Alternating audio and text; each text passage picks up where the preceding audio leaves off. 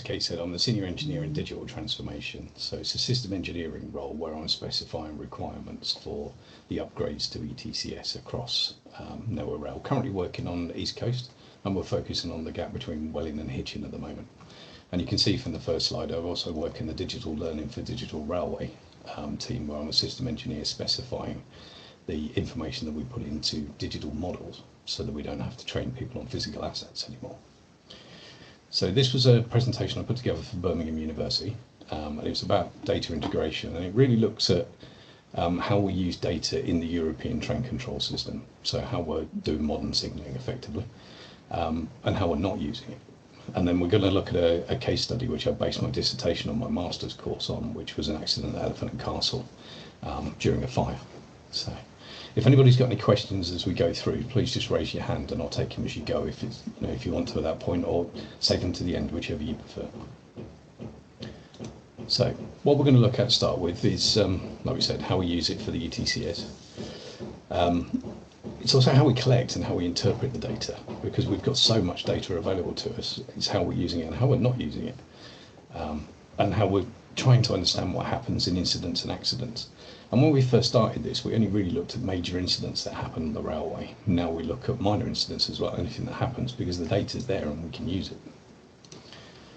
So we'll look at an outline of data integration, what it is, and the different types of data integration. And then we'll look at the case study, and then the challenges that come with the data integration that we're looking at. Best practices that we should be doing, the future trends and the way we think it will move to in the future, and then a little conclusion as to what we came to at the end of my dissertation. So a clear definition is, it's about the accuracy of data. So within ETCS, the manufacturers are required to record log files. On board the train, it's called the judicial recording unit, and in the radio block centre there's a log file called a judicial log that gets recorded within there as well. And they have to be to a set requirement, but each manufacturer can translate and differ slightly in the way they present the information, so it can make it very difficult for us to actually look at the information and decide what's happened. So if we try and change it, reformat it, we need to keep 100% accuracy, because it's judicial data. It can end up in an accident investigation, so we can't make changes to it, and that's complex. Sorry, clicked the wrong one. So different types of integration then. The first one is batch integration. So batch integration is data that's transferred at set intervals. So take the Western routes ETCS system at midnight every day. All of the log files that are recorded that day are transferred into a data storage. So that would be a batch integration system. So it could be daily, could be weekly, could be monthly, but whatever point, there's a set point in time where the batch integration is transferred to a different storage. Then we've got real-time integration. So this is data that's transferred in real time as it's generated or updated. We do record it on the ETCS system as it happens. So although we say we've got the batch interval log files that we can look at the following day on the Western, we could actually go into the live system and look at the log files as they were recorded. It is also possible to put units on board the trains that will actually transmit the train's log files, and they use these for testing before they set the system up, so they can get the information straight away. Then we've got middleware. So middleware is software that facilitates communication and data flow between systems. A good example of this is the Signaller's Link system, LYNX. Everything that connects into the Signaller system is coded in the same language. So everything can talk to everything, and it's easy because we say this is a language you must use, and we don't have to translate or transfer anything. It's already in the right format. So in the ETCS system, this is specified by the system requirement specifications, the SRS, based in the subsets. There is a project that Network Rail are running at the minute called EU Links, and they are looking at specifying data formats for everything else rather than just the signals panel. So over time, we should get much better middleware integration across ETCS. The last one is extract, transform and load. So it's a traditional method of extracting data from different sources, transforming it into a desired format and loading it into a destination database. Really useful, and that's something we don't do in ETCS. And it's something that I think we should in the future. If the EU links can specify the language, it would make it much easier. But at the minute, we've got to take the different manufacturers' files and be able to translate them into one language and then load them into a separate database. And that could be dangerous because of the loss of data integrity. So I know it's a very small extract that you can see on the screen, but you can see the format on the left-hand picture is the RBC log files. And they're single lines of code. In 2 trains in 1 day on Thameslink, we recorded 1,365,000 lines of code. So it can be very difficult to trawl through. This one on the right hand side is the judicial recording log files that come off the onboard train, and they're formatted in a single column. So all of the information is presented in one single line. And for the same time period, we were looking at 83,000 messages recorded on that one train. So it can be very difficult to work your way through all of it. So for the case study then, we're looking at the ETCS system specifically because the ETCS is the new signalling system. So if we do it properly, like we have on the Northern City Line, we can take the signals away. So there are no colour light signals on the Northern City Line between Moorgate and Finsbury Park. The trains run in a heads down display system that the drivers look at that signals the trains. So the log files within those are great. We've got all this data, but we need to translate it, which can be very, very difficult. So the objective of what I was looking at within my dissertation was to take the information that we have, reformat it into a data frame that we could then interrogate to work out what happened to a train. So the first step was to parse the log files, and I decided to use Python because I'd never done coding in my life. And I know that Python is an off-the-shelf piece of equipment, discussed with my tutor, and we went with that because it was one of the easier ones to learn. I think there are much better software models we could use with proper software engineers, but this was the best I could do at the time. And we're looking at generating real-time, user-friendly visual outputs that can assist railway staff with minimal technical knowledge. The thing about translating this data is if we translate it into a lot of graphs, only the engineers will understand it. But there's a lot more people that want to look at this data and understand what happens. So we need to come up with a format that anybody can understand. So the methodology, if you see the single column on the left-hand side of this picture, was to take that on the left-hand side and create a solid data frame. So each message is on a single row, and each unique piece of data was in an individual column. So we went from 1 column to 489 columns, with 1,356 rows for this one train for the small time period we were looking at. But that allows us then to look at the timestamps and work out exactly what happened to that train. So the idea was to take this and visualize it into position reports, which are messages that are sent very often between the train and the radio block centre, reporting exactly where that train is. And it can be a few times a second sometimes that we'll get a position report. And we also want to see the movement authorities that our radio block centre has been sending to the train so that we can understand what was actually the train was told to do, and then we can look at what did the train actually do. So we are lucky with this that there is a definite timestamp within this, and we record it down to the millisecond. So we can separate the messages even when we get multiple messages a second. So I created some software that output these. So this is an output from a radio block centre log file.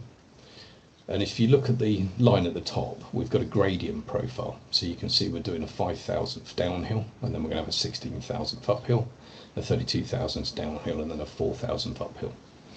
And with very little instruction, people can understand what that means, that we're going to be going downhill a little bit, then we're going uphill, then downhill again, and then a bit less downhill. So it'll be a bit of a shallower curve. The line underneath is the speed profile. So you can see we're doing 30 kilometers an hour for most of it, and then we're speeding up to 40 kilometers an hour. The reason I say most of it is because the blue line between BG, which is Belize Group 305, across to the end of authority, or the EOA, is only actually 154 meters. Beyond that is a thing called a danger point, which is a replacement to the old overlap. You can have overlaps in ETCS, but on Thameslink they only use danger points. So it's only 60 meters beyond the signal, so much shorter than the old overlaps. But the train that needs to understand the speed profile and the gradient profile all the way to the danger point in case it needs to do an emergency stop, so it can calculate the braking profile of the train.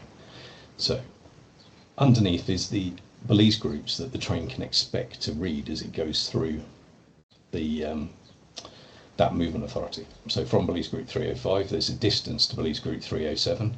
And then the table on the right hand side, we can see that's 35 metres. And then we got 19 metres to the next police group, and then 26 metres to the next one, and so on. The code at the end of the link information on the table on the right means that there's no change of country code because it's set to 0. The orientation of the belize is 1, which means the nominal direction. So you'll read the 0 belize in a group first. The reaction is set to 2, which is no reaction. So it means that if you fail to read that belize, don't do anything, because we duplicate the belize's. So anytime we've got safety critical information, we give that information to the train twice. So if it misses one, it's okay, we've got the second one. If it misses both, then the train will go into a braking profile and come to a stop, or run to the end of the movement authority, depending on how safe the radio block centre feels it is. But it won't be able to get a movement authority beyond that. And then the accuracy is the last bit, which is to 1 metre. And then you can see our gradient profiles and our static speed profiles within that table as well.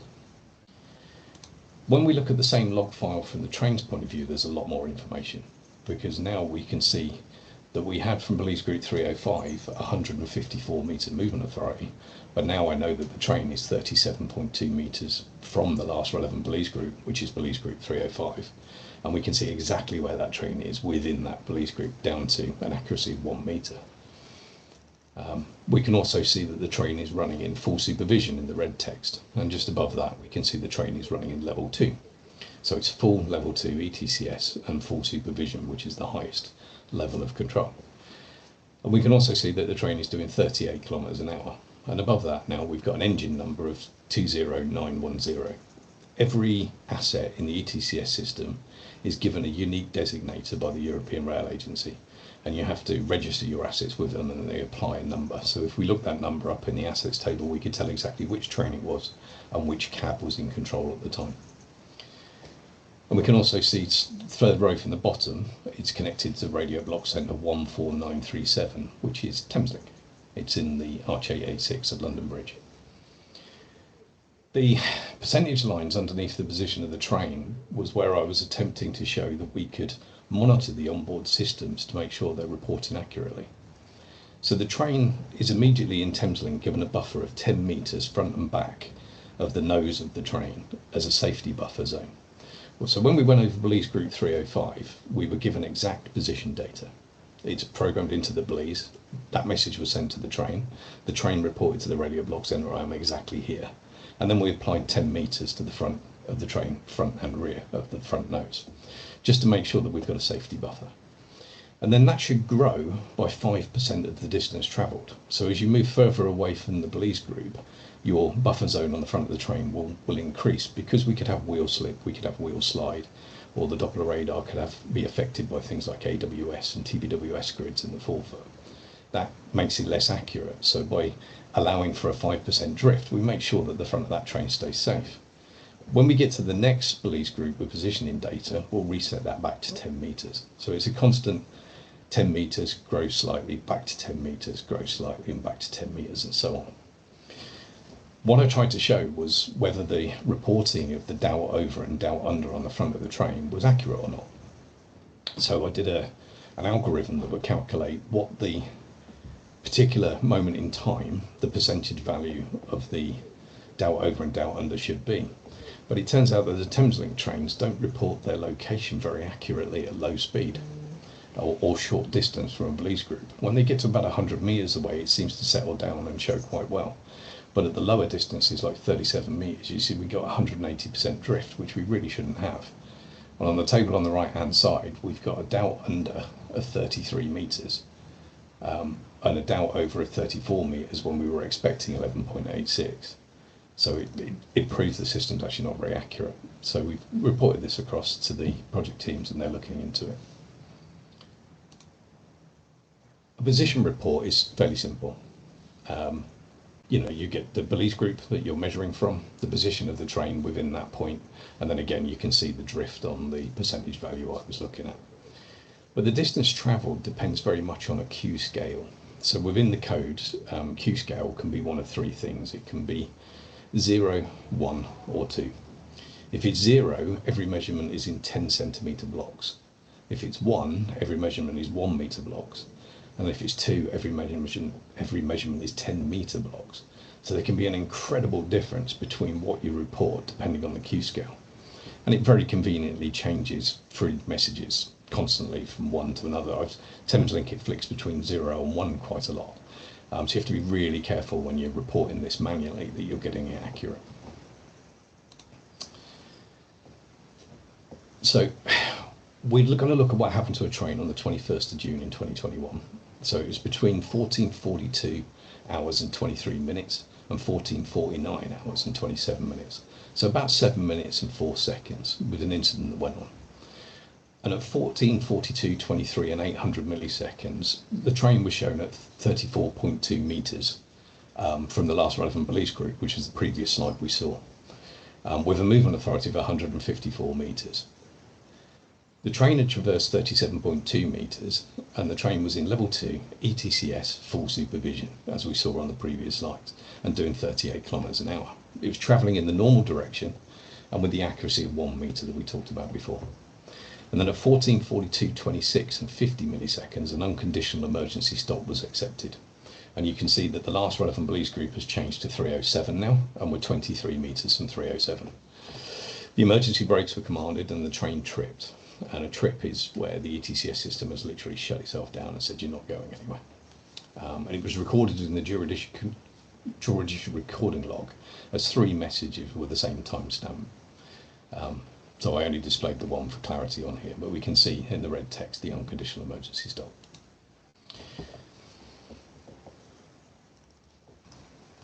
Sorry, that's the second picture, and the third. There we go. Right. So there is a period where the train is stationary. Nothing's happening because it's in trip mode.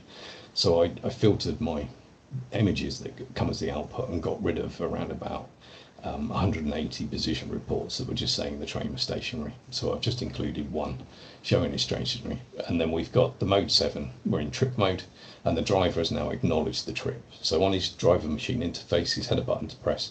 He's pressed it and said, yes, I acknowledge I've had a trip mode.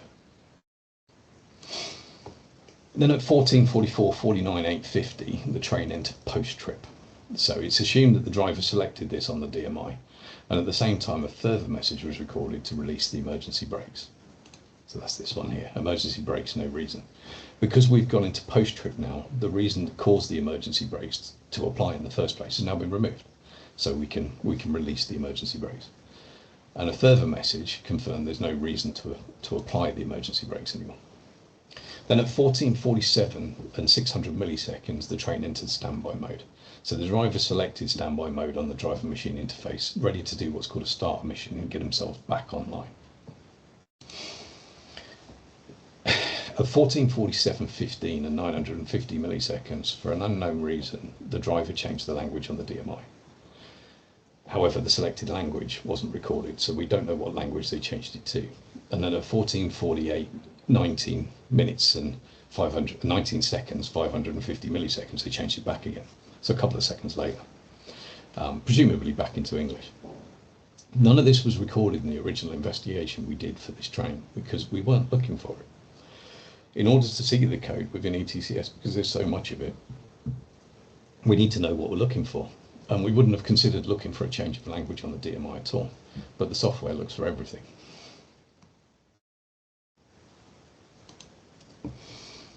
Then at 14:48 and 37 minutes and 200 milliseconds, the emergency brake ETCS level inhibition was active. So that means that the train's ETCS is currently inhibiting or preventing a change in the control level. Then 50 milliseconds later, the emergency brake showed us no reason. So it's just a process that goes through to, again, get us back online. And you can see the emergency brake's no longer commanded. Then at 14:48, 42 and 50 milliseconds, the driver selected level STM. Thameslink, Cambrian and the Northern City line run on what's called baseline 230D. It's a UK only older version of ETCS. The Crossrail system, as it goes through to the Heathrow airports, uses baseline 340, and Wellington Hitchin is now on 360. You can see as we progress through the country, as we fit ETCS, we get to a higher standard. By the time we got to baseline 340, STM, specific transition module it's referring to, is now known as National Train Control. In this older version, it's sometimes reported as well as System National or SN mode. So if you've heard the terms SN, System National, STM or NTC, they're all the same thing. But the driver selected to go into a non-ETCS signalling mode. Because Thameslink is an underlay, they redesigned the interlocking to make it more efficient for ETCS, changed some of the block section sizes. The colour light signals are still there, but what they did was put intermediate stop markers between the signals. So when a train's in ETCS, it can run to the stop markers, get much closer together. But when you drop into national train control, you have to go back to running signal to signal. What effect this has is in the Thameslink core, when you're in ETCS, you can run 24 trains an hour, one every 2.5 minutes through the core. But when you drop back to national train control, you're down to about 18 trains an hour. And that's only why you've got automatic route setting. If you lose the automatic route setting, you're down to about 10 trains an hour. So you can see what a huge impact this has on the traffic of trains through London if we lose the level.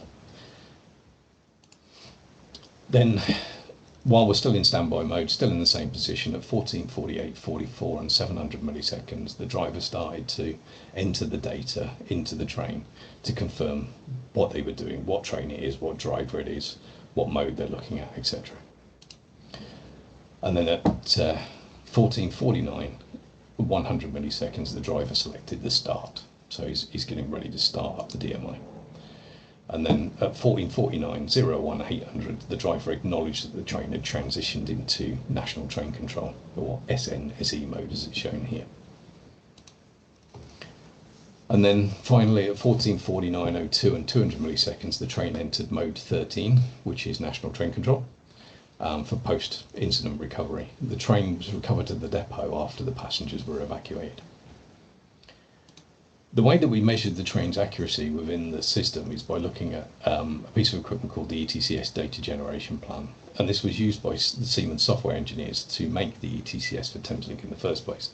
And I know it's a little bit difficult to read, so I apologise, it's the best we could do. We look at Belize Group 305 over here, we can see underneath it's at 10,315 metres. And then Tango Victor Sierra signal, 1055, is at 10,321 metres. So just a little bit further down the track, and we can see the accuracy of where all the equipment is to 1 metre. So we looked at the driver's report, the signaller's log and the interlocking replay, and it showed that a signal was reverted to danger in front of the train. Because there was a massive fire going on, Elephant and Castle, with black smoke pouring out of the station, it turned out it was a garage underneath in one of the arches that caught fire, and all the rubbers, the fuels and the oils were burning, hence the thick black smoke. I mean, it was really bad. The signaller could see a train stationary at a platform with another train approaching to the rear. Well, although the train had a safe movement authority to go forward to a stop marker, the signaller reverted the signal previous to that to red because he didn't want to cause an accident. And I don't blame the signaller for a single moment for doing that. There was an awful lot going on, trains going everywhere, trying to stop it all at once. It was probably the right call. But we can see that the train had the movement authority through to Tango Victor Sierra 1057 here, which is at 10,414 metres, or 10 kilometres 414 metres. The train was 37.2 metres beyond Belize Group 305, so somewhere between Tango Victor Sierra 1055 and Belize Group 307. It was 62 metres from Tango Victor Sierra 1057 when the signaller reverted the signal to red. There was, even at the low speeds, the trains do up to 40 kilometres an hour on that section of track in Thameslink. There was no way the train was going to stop under normal braking, and that's why the unconditional emergency stop was recorded. But at the same time, when we looked at the signal's report, there was no report of a SPAD alarm. So the train spad the signal, but it didn't set the SPAD alarm off. So that was part of the required investigation, was why didn't the SPAD alarm go off? And the answer was that the train stopped 3 metres beyond Tango Victor Sierra 1057, and that reported 3 metres is to the front of the train. And we can see the insulated rail joint at Tango Echo Hotel Tango Echo Juliet is at 10,420 metres, only 6 metres beyond the signal, but still the front of the train only got 3 meters past the signal, and the bogue is about 2.5 meters to the rear of the front of the train, so it didn't set the SPAD alarm off because it didn't reach the point to set the SPAD alarm off. So there was nothing wrong there either. But because the SPAD alarm didn't go off, because the driver reported the SPAD, and we'd had this unconditional emergency stop, it wasn't safe for the train to continue, which is why it was evacuated and taken back to the depot. Had we had this software at the time, we could have translated the information very quickly, and within 15 to 30 minutes, I would think we could have made an informed decision that there was nothing wrong with the train. It behaved the way it should have done, and it could have carried on. So our key findings from this was that you gain efficiency in code interpretation by automating it. Doing it manually is time consuming. It can take anything up to 3 days. I believe the particular one that we looked at, it took about a day and a half for the engineer that did the investigation we took up to do it manually. There's an improved accuracy. The software looks at physical data and it just translates it, and it looks at everything. So you're not going to miss any details, and the reports of distances will be exact. So yeah, very good. But we had some recommendations come off the back of it. One of them was a standardised file format, and I've been talking with the TA about trying to get EU links to include ETCS data. It's on their workbook, but they're not looking at it at the minute, but in the future we should get a standardised format. It took me quite a while to figure out what format Siemens were recording their log files in, because it doesn't tell you anyway. So you have to go and research it and find out for yourself. We need integration with GSMR. If anybody's heard of a system called QATS, we call it CATS. CATS physically records what messages were sent in the ETCS system and when, and what information was contained within those messages.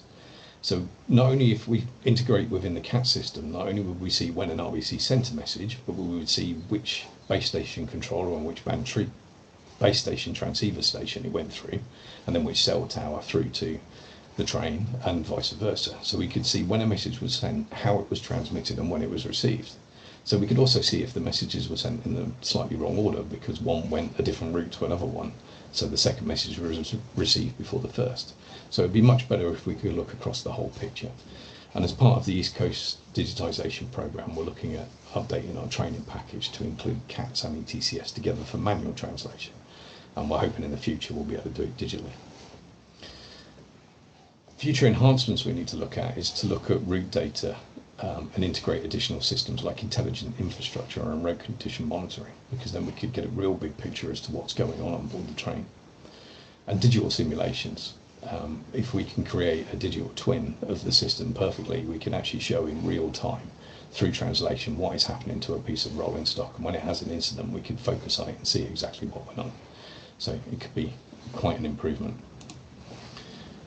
So the conclusion we came to, that this was feasible, it's very impactful, it could work for the entire industry, and it could revolutionise the way we look at data. So it's such a big amount of data, it's impossible to use it in real time manually. We need to come up with a better way of using it. The challenges to that are data quality. To ensure that the data is accurate, clean and consistent across all the sources, so it meets the requirements of the OOR and the RAIB for any form of investigation, is very difficult. If you're translating data into a data frame, you've got to prove beyond doubt 100% that the information hasn't changed. All you've done is reformat it, and that's quite difficult to do. Data security is obviously key, protecting sensitive information during the integration. Some of the information recorded within the ETCS log files can be the driver ID. That would be considered personal information, I would think. So we need to come up with some way of making sure that that's kept private. Scalability.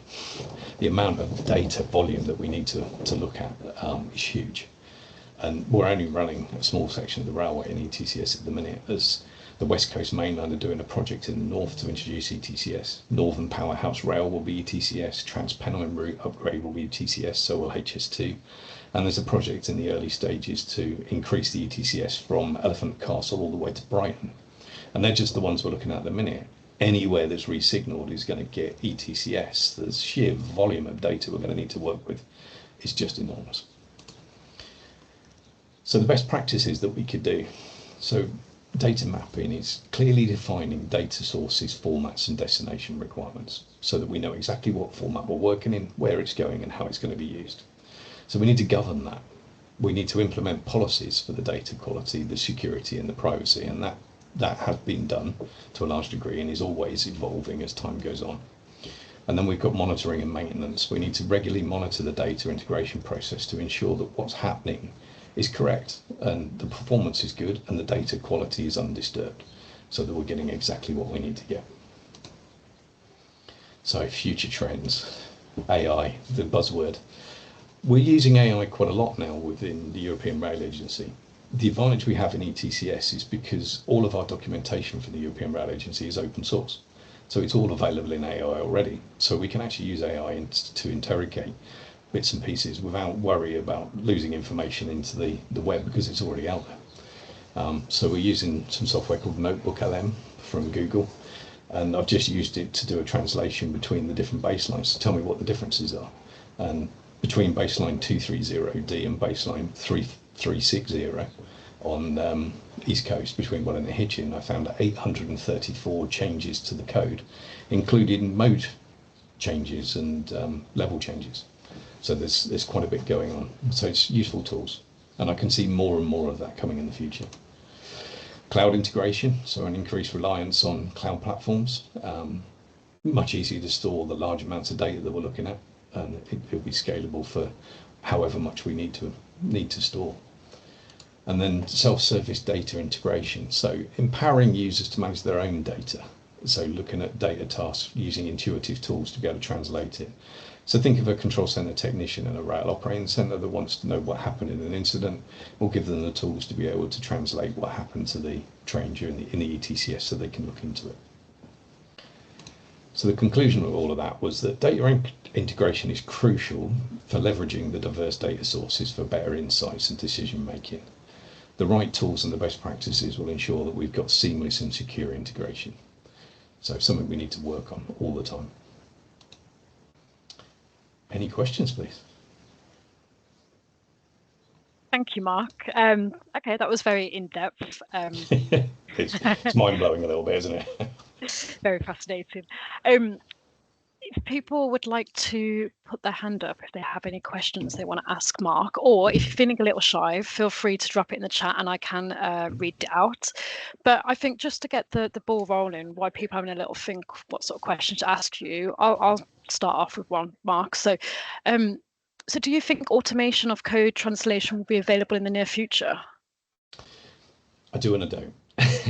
I'm trying to work on it myself, so I'm working with Birmingham University at the minute to look and see if we can put together a doctorate to build what I did properly. What I built was a proof of concept. It's not really a usable model. It would need some serious programming software and a lot of information.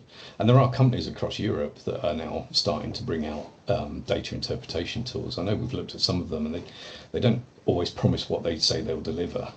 So I think people are trying, but it's such a complex thing to look at that it's preventing it. And a lot of the information that is being done automatically comes in the format of complex graphs. I used to be an accident data recorder specialist for an aircraft, and everything would be translated in graph, and I would spend half of my investigation translating it into a language other people could understand. You know, if we could just present that information in a usable, understandable format, I think it would make it better for everybody. So yes, I think we will have it, but whether it's good enough for what we want to do, I don't know. Yeah, and I guess you'll always sort of need that sort of human review because I guess it still remains important. It's quite, especially for like the safety critical elements. Yeah. Okay. Jonathan, you've got your hand up, so if you want to come on, speak question. Yeah, for full disclosure, Mark and I know each other. We were both on the MSc course together. So hello, Mark. Oh, okay.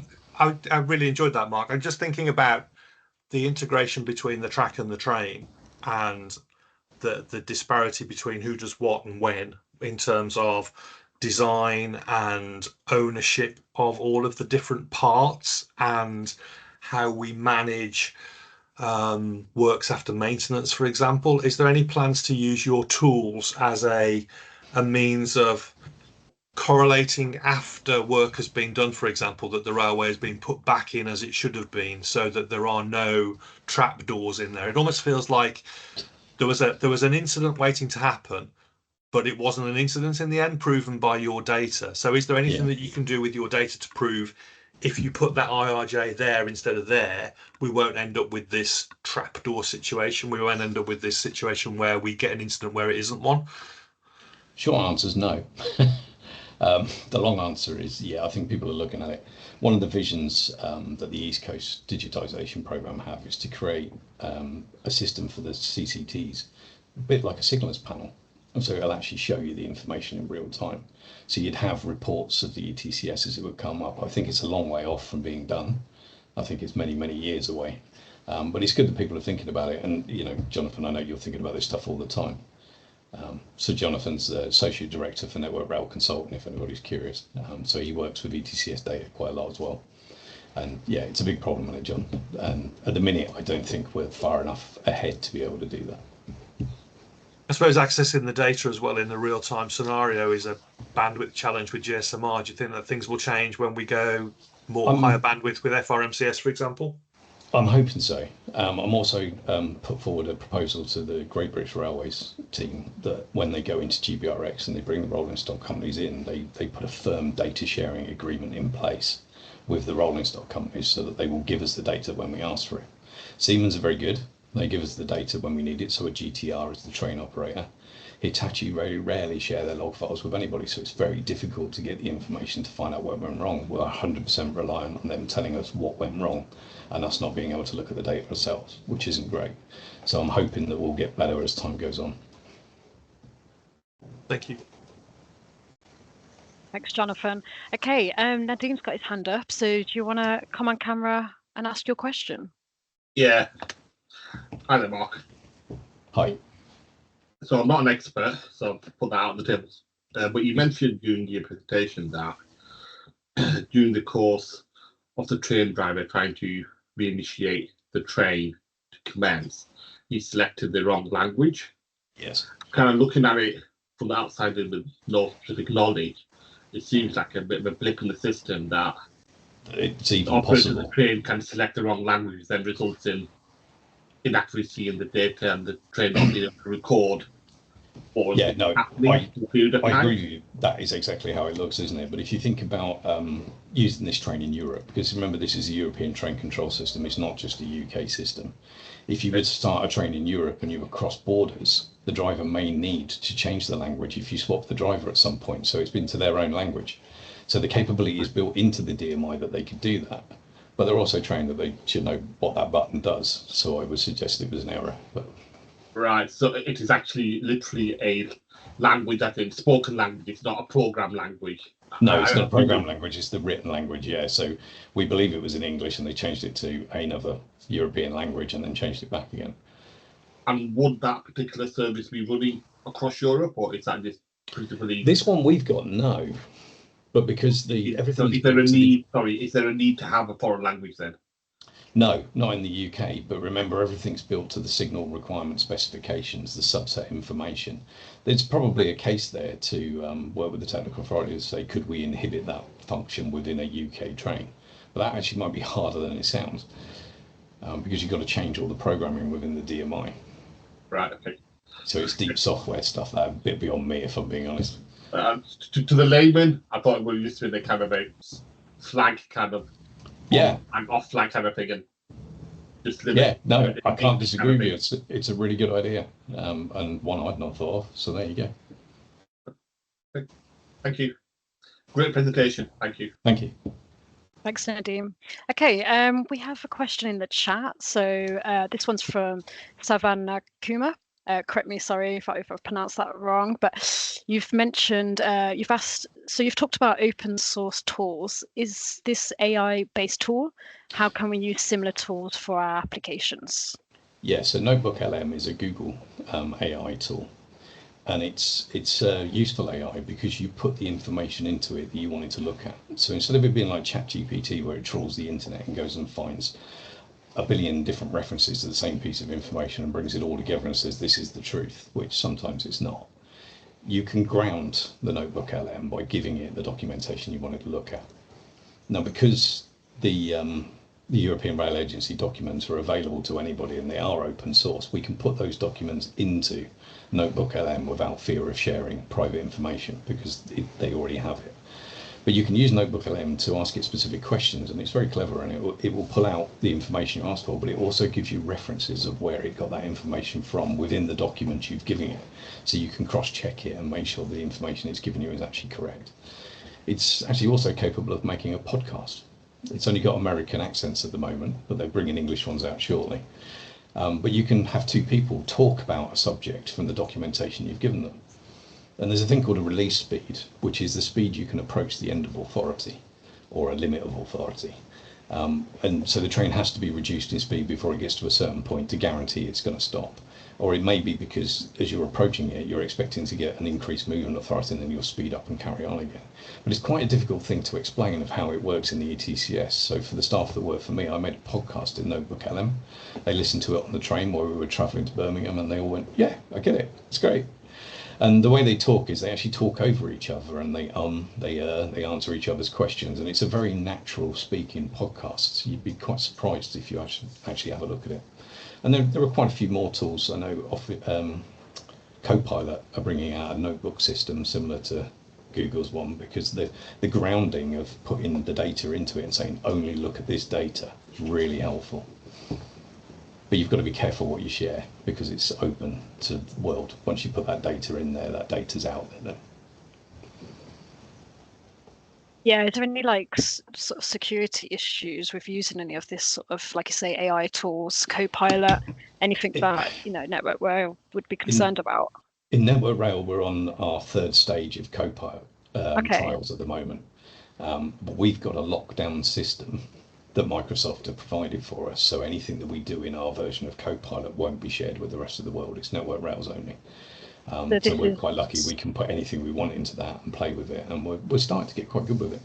Okay. Is this like a business specific one that Copilot does, or is it specific for Network Rail? It is. And it has quite a license fee, as you can imagine. Yeah, I can imagine. Yeah, because obviously a lot more, you know, like I say, people are using AI, but like once you put it in there, you know, people can access that information, and it's looking at the security issues. Okay. Another question from Nadine. He said, what methodologies do you employ for implementing data integrity checks during the extraction process from ETCS systems? Are there specific algorithms or frameworks utilized or common across the ETCS users? So in the systems we've got at the moment, they're provided by Alstom, Ansaldo and Siemens, and they do all of that as part of their construction of it. So the software is built into the radio block center and it's built into the geodesical recording unit. It's not something Network Rail has access to or does anything with. It's just a function of the equipment we've been provided.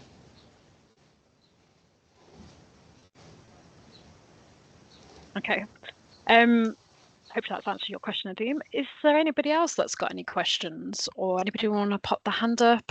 Don't be shy. Speak now, or forever get your answers. Okay. Well, thank you once again, Mark, for coming to the PWI and presenting for us. It was a very interesting topic and something that we haven't really covered before. So thanks for bringing that to the table. Just a message for everybody on the call. Our next talk, which is in August, that will be on Thursday the 21st, and that's going to be basically on slab track isolation for high-speed rail and light rail, and it's going to be taken by two guys, Alex Bourne and Andy Moore, and they're both from Getzner. So that should be a really interesting topic. So hopefully people can come and attend that lunch and learn, and again that will be at 12:15. Any more information on data that you need on that, just pop onto our website and all the information should be there for you. Okay, if no one's got any more questions, I will wrap this meeting up. So again, once again, thank you, Mark, and this presentation has been recorded, so if anybody has missed parts of it and wants to re-look over it, you will be able to access that on the PWI website. Okay. Thank you, everyone. Have a great afternoon. Thank you. Bye-bye.